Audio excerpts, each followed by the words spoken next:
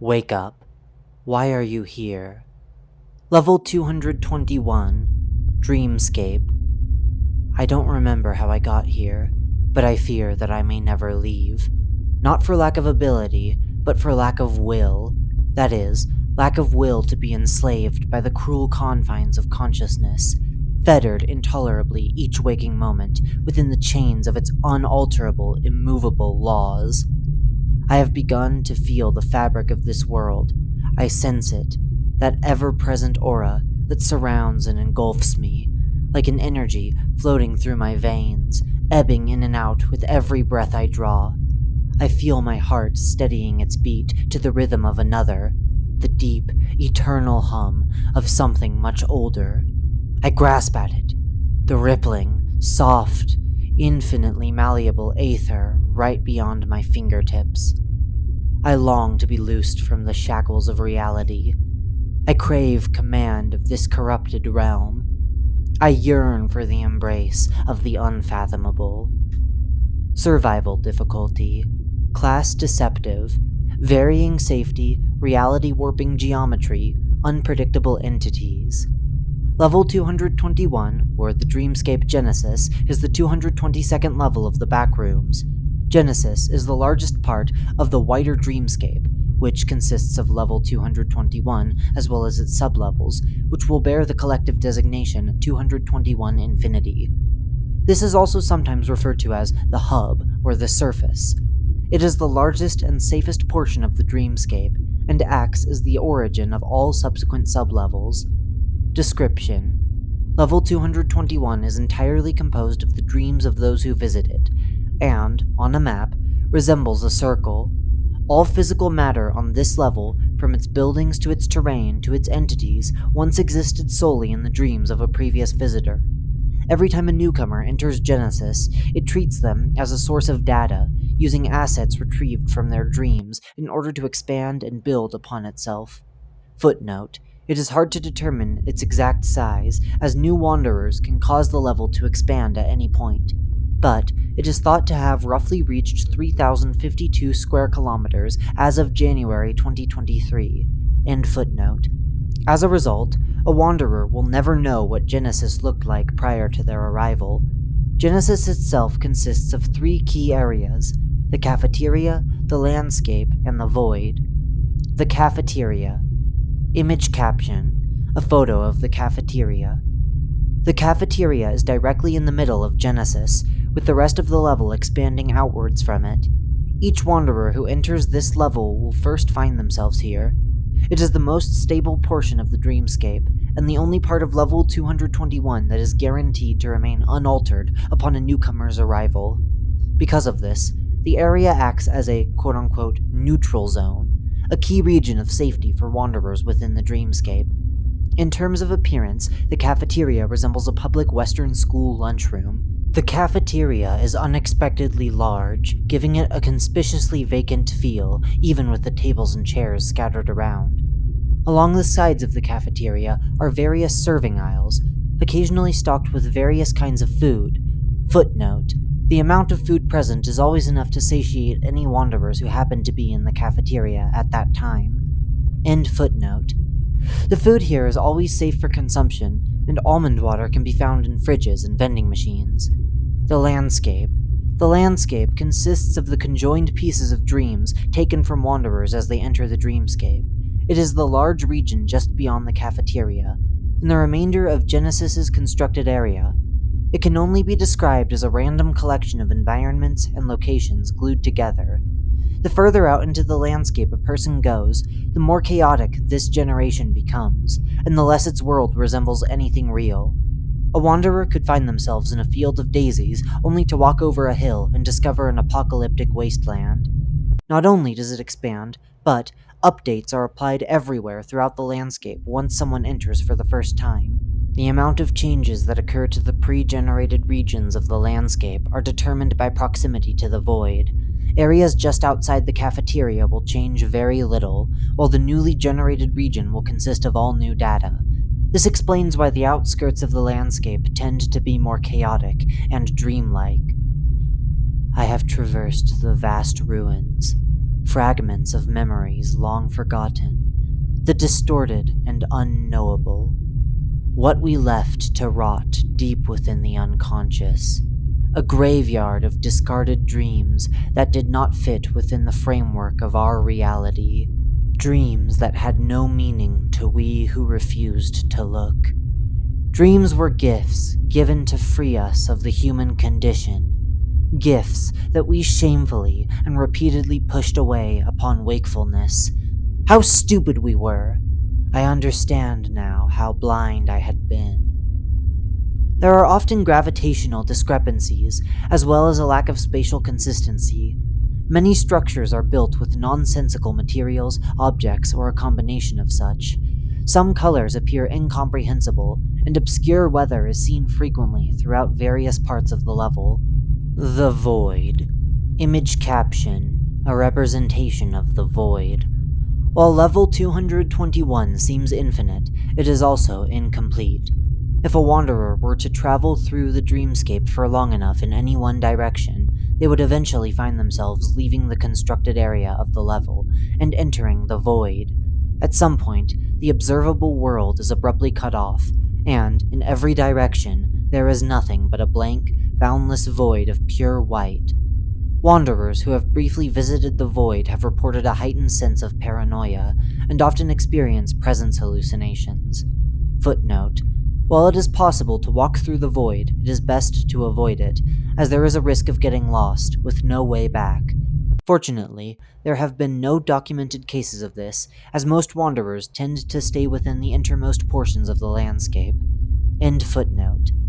The vast, white nothingness is thought to be the basis of level 221, as everything exists within it. Many believe that before the first wanderer, link to related tale, founder of dreams, wake up, why are you here? Creation event, the first wanderer. Not much is known about the first wanderer who entered the dreamscape. They are the theorized origin of the quote-unquote cafeteria from level 221. This is also the point where, in theory, the surface of the dreamscape began to expand. The dream dwellers like to think of this as the event which sparked the quote-unquote self-aware nature of the dreamscape. Notice, the following is a creative retelling of the dream dwellers' discovery tale in the form of a poem. Their stories recount the existence of a young girl named Abby, who is associated with the title of, quote-unquote, First Wanderer. The Meg considers this to be purely fictional. Before our time and before our minds, before the world came to be, there was a girl who couldn't tell the difference between dreams and reality. She would break the veil and descend the trail that would lead to you and me. She is the beating heart, the zenith, the start, embracer of all uncanny. Though she's not here, she was most sincere.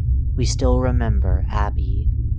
Abby's green eyes focused intently on the white pawn held gently between her thumb and index finger, her mind deep in thought.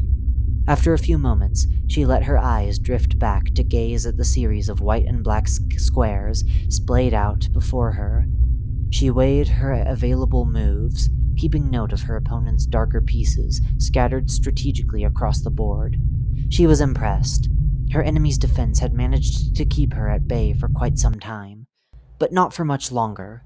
She smirked, and there it was, an opening her opponent hadn't yet noticed. In an instant, the tables would be turned, and she would have the upper hand. All she had to do was wait. She blinked. She blinked again. She stared onward in confusion as she checked the setup again, and once more after that. Sure enough, there was one piece that was not where she thought it was. A piece that said, checkmate. How could that be? She was sure she had this game under control. Yet, one out-of-place bishop spelt out her doom. No image caption available. Anger began to boil deep within her. Her skin became hot to the touch. She began to squeeze the small chess piece between her fingers, depriving her skin of blood, and leaving her fingertips white despite her already naturally pale complexion. She was cornered. No, Abby thought in anger. She would not falter. She would not fail. That wouldn't happen. She wouldn't let it. She searched desperately for a scapegoat of some kind, an exit, an alternative ending. She didn't know why, but it seemed as if this game was the single most important thing at this moment. If she lost this, it would all be over. It felt too intense. It was surreal. How could such a mundane thing be so life-defining? It didn't matter. All she knew was that she had to find a solution. There had to be something. Anything. Yet, no matter how hard she thought about it, in the end, the fact was undeniable. Her king was completely defenseless, and there was no way out. She gritted her teeth and made a quiet growling sound. How could one piece change this entire game so drastically? How did she not notice? Had she been playing into the hands of the opponent the entire time? She looked up, prepared to scowl at her challenger, only to be met with empty air. Her face contorted in confusion. Where was the other player? Who was the other player? Why couldn't she remember? She gripped her head as it throbbed in pain from the quickly accumulating questions.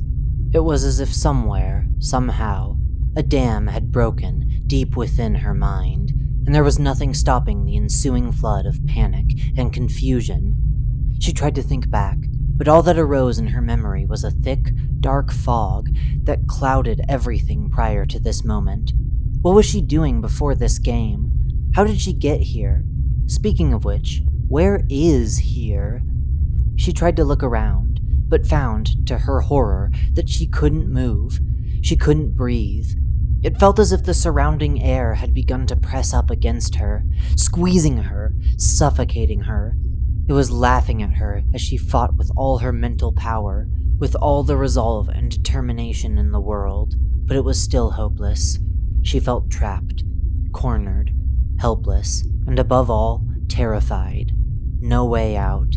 Just as she was in the chess game. She tried to cry out, but her vocal cords were as frozen as her limbs. She couldn't make a peep. This is a dream. As if in response to that realization, the entire space dissolved into a white void. There was no more game, and no more chessboard. She was now standing up in a natural position, as an uncomfortable feeling of familiarity washed over her. Why did everything feel so vivid? So real? She was used to vivid dreams, but this felt off. She hadn't had a dream that had been this vivid in a while, she thought. Her memory was still foggy. She looked around, but white emptiness continued to span endlessly in each direction she turned. She felt panic well up inside her.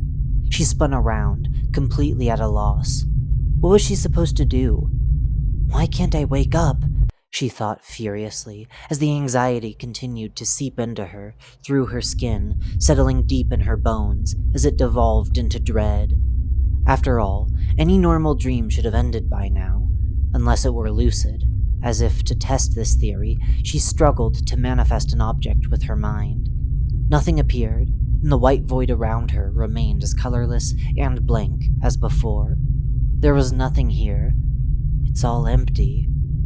As was the growing feeling of dread inside her. Abby couldn't think of what to do. There wasn't anything she could do, really. If it were a dream, after all, she would wake up eventually. Working herself up would do no good. With no options and no better ideas, she took a deep breath and sat down on the white, dimensionless surface below her. It felt cold, cool, but also warm, in the same way that something hot could feel like ice upon contact.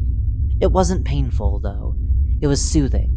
She began to spread her fingers against the uncanny substance to allow herself to feel more of it. There was a subtle movement beneath her fingertips, like atoms dancing to the beat of her own heart. The synchronicity was unexpected and jarring. She yanked her hand away momentarily, frightened by the bizarre sensation of energy. That's weird.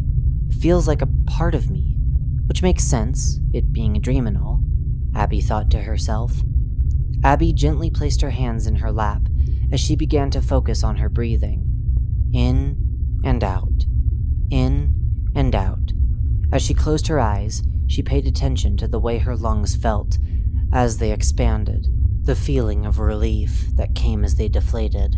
She could hear her heartbeat, faintly at first, but the more she focused on it, the louder it became. She felt her diaphragm contract as she released another steady stream of air, then relax, inhaling deeply once again. She had begun to lose herself in this rhythm. Her heartbeat was now felt in every limb. It began to radiate into the air around her. Soon enough, her entire body began to vibrate in the same way the fabric of the void had at her fingertips. The sensation was consuming her. She opened her eyes. There was no more void. Instead, she found herself sitting on the ground in the middle of her high school cafeteria. Well, that's odd. Return to original article. Many believe that before the first wanderer discovered the dreamscape, there was only the void. The nature of the dreamscape's self-creation has led to much speculation among wanderers that the level is actually sentient. This is not confirmed. Even now, it is watching me, that glimmer of white beyond the horizon. I do not fear it. It is the foundation of this world. I must embrace it.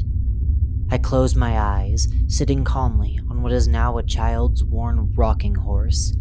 After taking a few deep breaths, I find myself looking across the gelatinous cloud river, my eyes resting on a small playground made of marble, several pieces down the bank. I focus in, feeling a vibration build deep within me. It resonates deep within my chest cavity, radiating out through my limbs and traveling down into the core of the dreamscape. The hairs on the back of my neck stand on end. The air presses in around me, as if the dreamscape were tightening its grasp on my fragile body. I channel my breathing and form an image in my mind. The playground begins to change. It morphs and bends, and starts to melt into a new substance. It doesn't change shape. Instead, the once marble structure before me has now become water. I twist my hand, and in response, small waves begin to ripple throughout the liquid form, still retaining the impression of a playground. I snap my fingers in an instant. Like the pop of a balloon, the structure collapses in a dramatic splash. Upon impact, the ground immediately begins melting away with a volatile hiss, as if the water were a corrosive acid. It continues to liquefy and sink indefinitely, leaving a gaping hole within the landscape. Properties. The geometry of Genesis is relatively stable near the center, but becomes progressively less so the further one travels from the entry point, i.e., the cafeteria. The non-Euclidean nature of the dreamscape also becomes increasingly apparent, and the dreamscape's unique reality-warping hazards intensify with increased proximity to the void, which, itself, appears to be the source of this instability. Therefore, as level 221 increases in surface area with each newcomer, the energy responsible for the instability is spread over a wider region. Consequently, the quote-unquote stability degradation effect, as one travels outward from the cafeteria toward the void, has become more and more gradual over time. In its current state, due to how large Genesis has inadvertently become, this degradation is considerably more subtle than at the time of the dreamscape's initial discovery. Much more of the landscape's surface surrounding the cafeteria has become relatively safe and habitable. The corruption observed at the very edge of the landscape bordering the void is the most severe. Buildings and objects may randomly, quote-unquote, glitch in and out of existence, unexpectedly mutate in size and appearance, or shift and move around without warning. Wanderers have observed that it seems as if the level has not yet decided what to put in these areas, and is waiting until it can once again expand. Staying out towards the edges of the landscape, even for a short period of time, poses a high risk of injury and likely death. Influence. It has been observed that individuals who spend a prolonged period of time within the dreamscape tend to develop an extra-normal amount of influence over the environment. These individuals are reportedly capable of manifesting simple objects at will, or even demonstrating telekinetic abilities. Other possible, although unconfirmed, uses of such influence include flight, appearance alteration, voice alteration, and teleportation. My flesh is not my own. It is part of the canvas which I paint upon. It is as much a part of me as the ground beneath my feet. I can feel my limbs, my breath, my dreary eyes, as well as I can the walls, the dirt, and the purple sky. I am the hand that molds the clay. I am the sculptor, the painter, the writer. I am neither here nor there. I am everywhere. I now exist beyond the boundaries of time itself. I am the dreamscape, and the dreamscape is me. I have become one with the infinitude of the dreamscape and its void. I hunger to reach beyond its boundless white, to test the limits of my expansion. Continual manipulation of the dreamscape may produce undesirable side effects. These include, but are not limited to, ego deletion, delusions of grandeur, derealization, euphoria, distorted sense of time, and paranoia. In the night. Image caption. A photo of Genesis at night, an estimated 48 kilometers into the level. It is important to note that the dreamscape possesses a day-night cycle. Whenever the dreamscape is in its night phase, the environment of Genesis will be cast under a blanket of deep blue and violet hues. Windows will typically emit white or other pastel-colored light during this period. Strangely, entities and other individuals will appear in black and white instead. Movement is impaired at this time, mainly in the form of reduced precision and speed. This often feels as if weights have been attached to one's body. Speech is also delayed, and it is incredibly difficult to yell or scream. This cycle is inconsistent and happens rapidly, changing states every 3 to 12 hours. More properties. View. Notable quirks of the dreamscape also include parts of the dreamscape can appear blurry or obstructed to the naked eye. This effect may occur on random objects and buildings, but most often applies to letters and numbers. As expected, this effect worsens as one approaches the void. Nevertheless, this phenomenon is prevalent everywhere, including the cafeteria. Telepathic communication is possible within a short distance of other wanderers. This may be startling. Auditory hallucinations are a frequent occurrence. These can range from voices to music. This can be especially disorienting due to telepathy, since it allows one to experience the hallucinations of another person nearby. Wanderers may experience feelings of dizziness, confusion, and nausea. This is more prevalent among newcomers. As part of the night phase, one can experience a sudden loss of control over their body. This feels like entering a state similar to sleep paralysis. This can happen randomly for short periods of time. Those in the dreamscape are not subjected to any injury from falling. Yet, there is something missing. Yes, I know it now for certain. It has been keeping it from me, an aspect of this world left untouched. A faint sense of something greater hovers just beyond my still tethered mind, something much deeper within the fabric I thought I held. It has been taunting me all this time. I must reach it.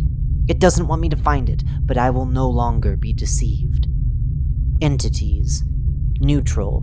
There are a fair amount of neutral entities scattered throughout level 221. These entities are unique manifestations from a wanderer's dreams, and often appear in the form of lost front room's pets. These entities vary in behavior and friendliness, and they can be interacted with. They are rarely seen near the cafeteria, becoming more abundant towards the void. Less commonly, humanoid entities similar to memory facelings have been spotted within the level. They are usually passive, and do not acknowledge the presence of wanderers. It is best to be cautious in approaching these humanoid entities, as hostile entities often take on a similar humanoid form. Hostile. Though there are not many hostile entities within Genesis, there remains a risk that they may manifest. These entities are always entirely unique and personal, and are often a representation of a wanderer's nightmares. The likelihood of a wanderer encountering a hostile entity is directly correlated to their stress level. This will worsen the closer to the void one gets, although, as it should be mentioned, entities have never been seen in the void itself. This effect is multiplied by the presence of other wanderers. That is, the more wanderers are afraid, the more likely hostile entities may manifest. Footnote: strangely enough, entities that are otherwise neutral can become agitated or even aggressive if an individual wanderer is experiencing abnormal levels of anxiety. However, this is uncommon. End footnote. For this reason, it is imperative for one to stay calm and aware of their emotional state, especially when venturing into the wider regions of the dreamscape. It has recently been discovered that some of these seemingly quote-unquote manifested entities are actually dreamweavers. This is the first instance of this entity being observed in a level. They appear to be able to enter the dreamscape in a manner similar as they do in normal dreams. I can't remember where I am. I think I am lost. There is something strangely familiar here. As I take a deep breath, a familiar scent tickles my nose. My nose. My own nose. My own body. My tired muscles and my throbbing head. There is nothing beyond this flesh. I am trapped once again in this pitiful form. That scent. A familiar scent. A part of me feels as if I should take comfort in this aroma. A part of it feels like home. Home. What was my home? My life in the front rooms has faded into a distant memory. It feels like a dream, yet, as my eyes focus, a faint image of my childhood home begins to take form before me. It feels wrong. It has the same features, yes, but I can take no comfort in these memories as they begin to rush through my head. The emotions are too strong. I gaze upon the worn, purple-heart table that I had drawn on as a child. The one my father had built those many years ago. The table we gathered around to play cards on every weekend night. The table where my father had helped me with my schoolwork. And it was the same table my mother had broken in a fit of fury upon my father's death. No, I am beyond those memories. That pain can no longer reach me.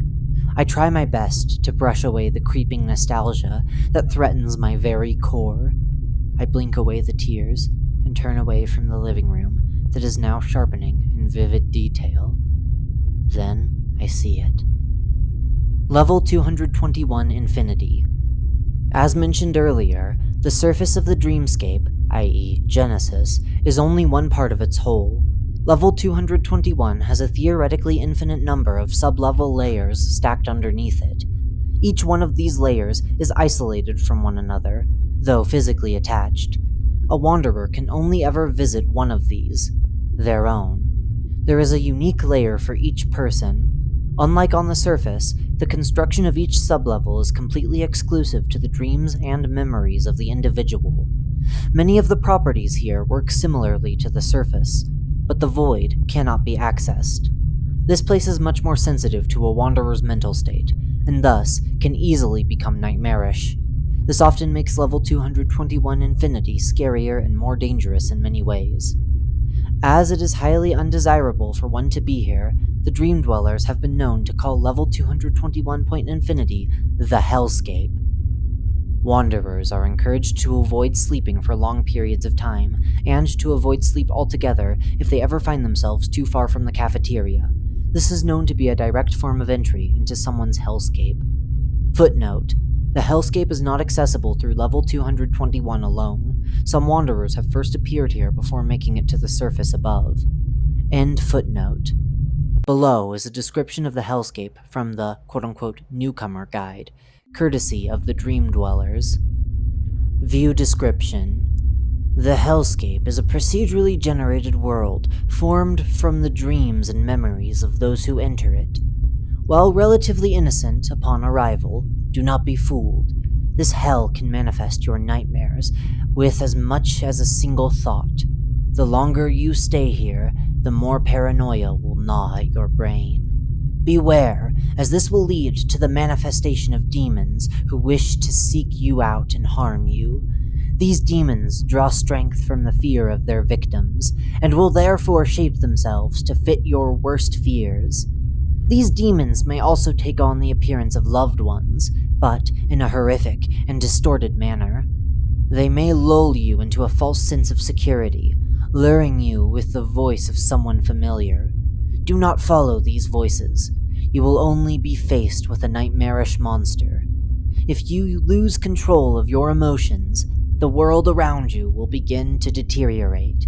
The environment will become more hazardous, and demons more powerful. Question mark? Upside down question mark. My heart stops. My lungs scream. My blood turns to ice. Alarm shoots through my body. A wave of terror threatens to draw me in its potency. A thick, black, oozing dread begins to seep into my very being. It's him, contorted and twisted in the most horrific way, as if a corpse had been thrown into traffic. I try to keep myself from vomiting. Lifeless eyes stare back at my own. His face, almost like my father's, but with hanging strips of flesh and skin, revealing the muscles and bone underneath. It looks more like a mangled skin suit than a living being. "Do not be afraid," the vile creature says in a disgusting attempt to mimic my father's voice. I want to look away. I want to run. I want to scream. Yet, none of these things come to me. There is no fabric that I can bend here, no power I can wield to protect me from this monstrosity. I cry out within my mind. The dreamscape. Can it hear me? I can't feel its presence. I'm all alone, faced with this sickening nightmare. Have I been forsaken? Have I gone too far? Please, make it stop! The monster trudges forward, inch by inch. It approaches, drawing nearer each moment. Help me. Someone, something, please! I try to scream, but not a sound escapes my frozen lips. Please, save us. This can't be the end. Bases, outposts, and communities.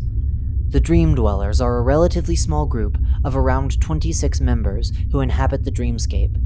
There are reportedly at least 9 members from this group who have stayed long enough to achieve notable influence over the dreamscape, one of which is rumored to be able to reshape or alter entire rooms at will.